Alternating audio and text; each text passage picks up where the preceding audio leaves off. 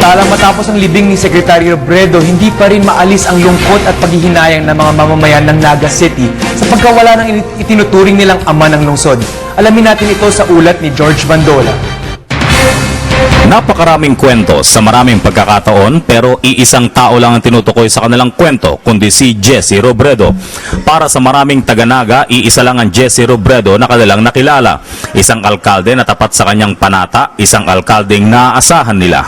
Malalahanin sa mga Nagueños, palagi po siyang naglilibot sa mga barangay. Tapos po, pag ma-birthday ko, natawag yan.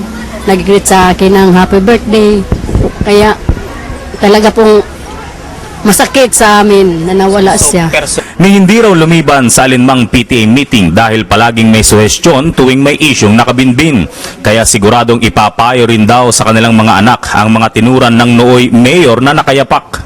Nandiyan po yung pagrespeto sa mga parents, lalo sa mga teacher at principal, lalo sa mga bata.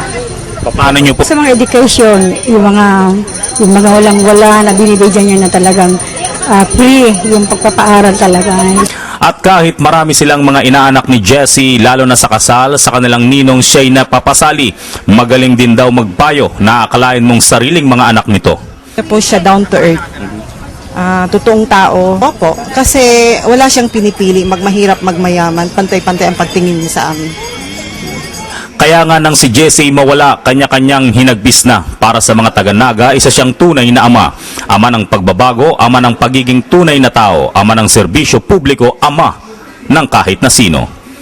Mula sa Naga, kasama sina cameraman Eric Dizon at Philip de la Cruz para sa Telebisyon ng Bayan, George Bandol.